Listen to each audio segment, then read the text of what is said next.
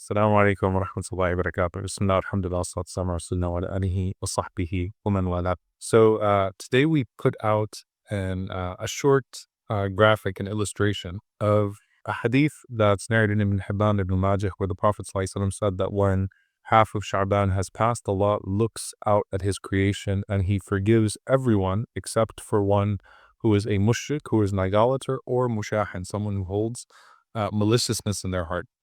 And it stirred an interesting debate. Now, obviously, if you just click the link in that illustration, which goes to the full infographic, then you'll see the way that we spoke about Sha'ban as a whole, and the fact that the vast majority of the narrations about the 15th of Sha'ban are in fact weak or fabricated even. And if you go through the infographic to the actual lecture, the webinar that we held 2 weeks ago at the beginning of this month of Sha'ban, then you would see a full explanation of those things in accordance with the Sunnah of the Prophet ﷺ and the way that the scholars of the Sunnah had understood this concept, understood the month of Sha'ban as a whole and what virtues the month of Sha'ban has, and then particularly what, if any, virtues are there that are associated with the 15th night of Sha'ban. And if it is a special night, if it's a night to be observed, are there any special practices or special acts of worship to be observed? So first and foremost, just an advice, and I don't say this in a condescending way. Well, I love and I appreciate the people that feel protective of this beautiful deen of ours and do not want to permit any innovation and are afraid of innovation. That's a noble thing, and so I'm not trying to be condescending here. May Allah reward all of you who care so deeply about the Sunnah of the Prophet ﷺ to preserve its practice. But, just a nasiha and advice is not to be hasty in declaring something fabricated because you don't know it, or you found a hadith that sounds similar to it and you went to sunnah.com and that says mawdu', or that says fabricated, or an Islam QA link, or any type of QA link, in fact, which could be addressing a different concept or could be addressing a different hadith narration, or it might actually be a legitimate difference of opinion amongst our scholars. But just don't be quick to dismiss a hadith of the Prophet ﷺ, or to say this is fabricated, this is weak, because that's not appropriate. And again, I know it comes from a noble place. I'm not saying that in a way of putting anyone down, but in a way of appreciating the sentiment. But at the same time, just be very careful to not be hasty with something like that before you type in a comment or something of those sorts. The second thing is that there's a difference between saying that the night might have some virtue to it, and there are particular acts, specific acts that are legislated for that night. So let's break that down a little bit. And one of the things about the Sunnah of the Prophet ﷺ is it's remarkably consistent. And that's something that I love about our Prophet ﷺ, and I love that you can find the connection between the various acts of worship, the various ibadat in the life of the Prophet ﷺ. So if you went through the full webinar and if you go through the infographic, the notes, you'll find that the way the Prophet ﷺ described the month of Sha'ban as a whole is very similar to how the Prophet ﷺ described the days of Monday and Thursday. And then within, so that's midweek, Monday and Thursday are spaced out in the week. And then within the day, the time after Fajr and the time after Asr, which are, if you think about Monday and Thursday, they correlate to Fajr and Asr in the day. Sha'ban is the month between Rajab and Ramadan, right? And that's why the Prophet ﷺ said it's a forgotten month and people overlook it.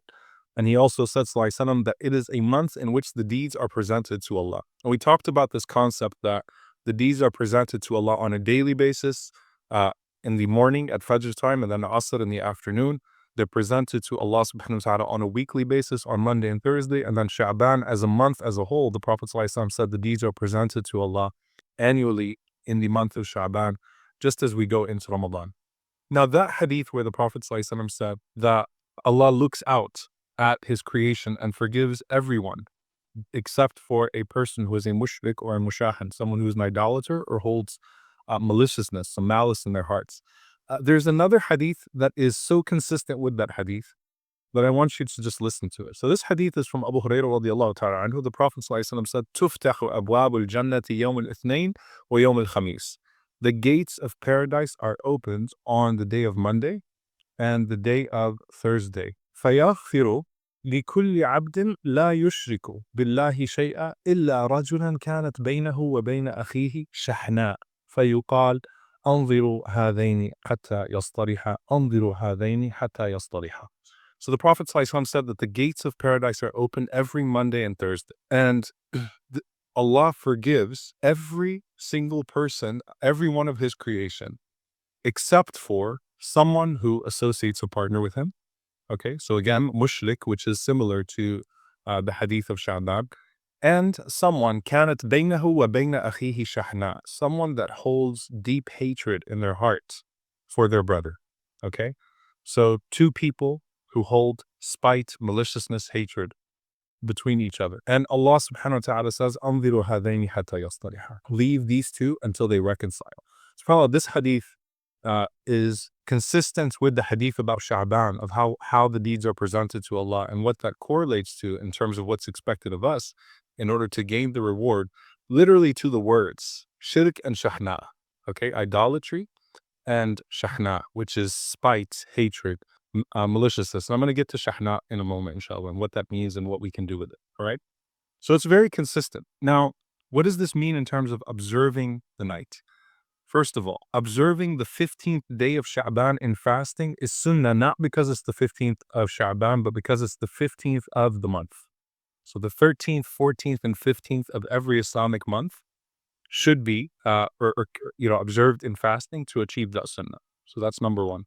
Number two, every single night is special, all right? Because the ability to connect to Allah every night, and as I tell people on the last 10 nights of Ramadan, don't wait until the odd nights. Don't wait till the 27th night to push yourself.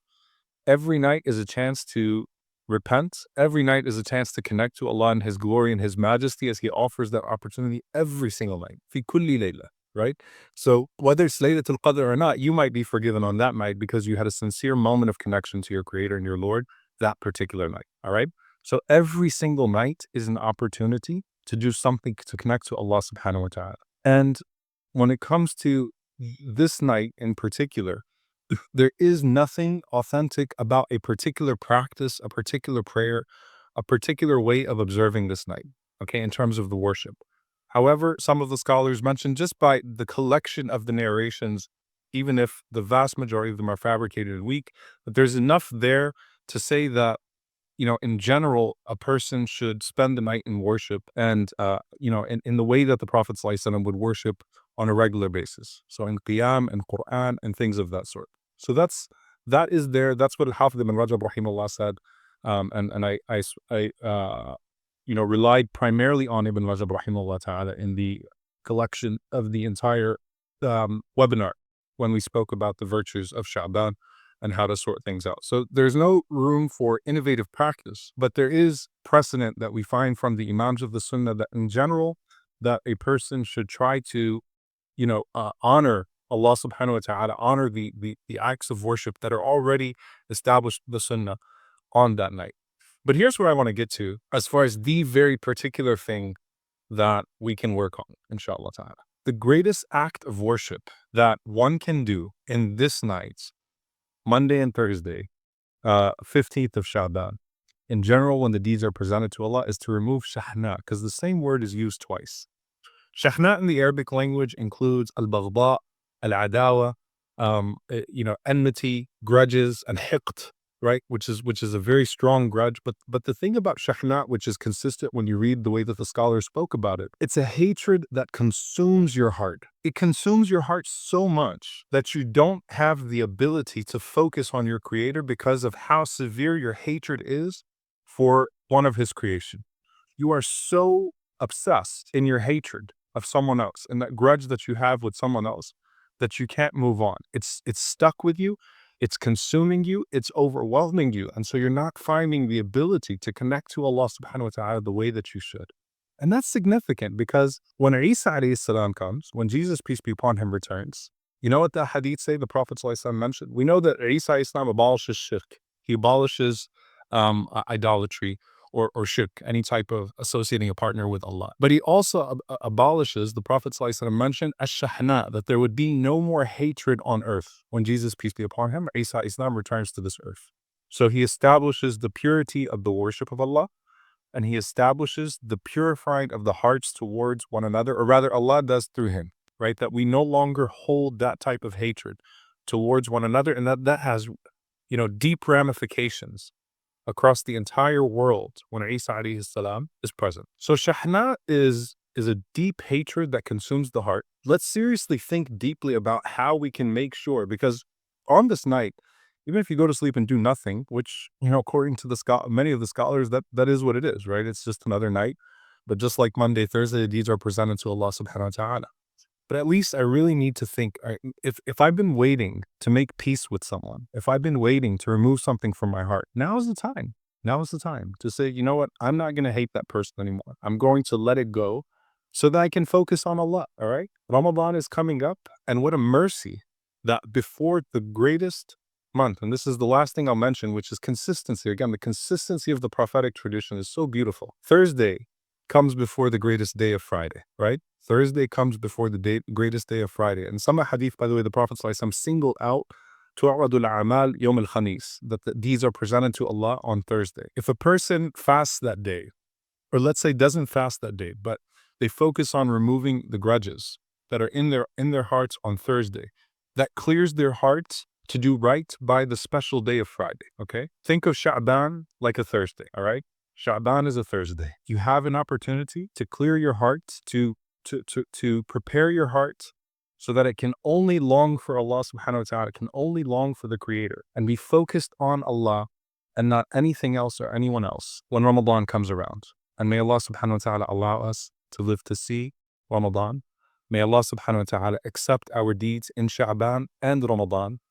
And always, may Allah subhanahu wa ta'ala purify our hearts so that they can be connected only to Him, so that they can be full of His love, so that they can be dedicated solely to longing for His pleasure. And that Ramadan can be the operationalizing, the activation of that love and that longing of Allah subhanahu wa ta'ala. May Allah subhanahu wa ta'ala forgive us and forgive our brothers and sisters who have harmed us. Forgive us for the harm that we may have done to our brothers and sisters, knowingly or unknowingly. May Allah subhanahu wa ta'ala forgive us, give us the capacity to forgive others, and give others the capacity to forgive us. May Allah subhanahu wa ta'ala make us a people that stand up in the night and long for His pleasure and His forgiveness every single night. And may Allah subhanahu wa ta'ala allow our days to be in service to Him by serving His creation. May Allah make us amongst those الَّذِينَ يَقُومُونَ اللَّيْلَ, those that spend the night in prayer, وَيُنْفِقُونَ فِي النَّهَارِ, and those that spend in charity during the day, and that anchor themselves in prayer throughout and in the remembrance of Allah subhanahu wa ta'ala throughout. May Allah subhanahu wa ta'ala allow us to have the best Ramadan of our lives this year. Allahumma ameen. Jazakumullah khairan to you all.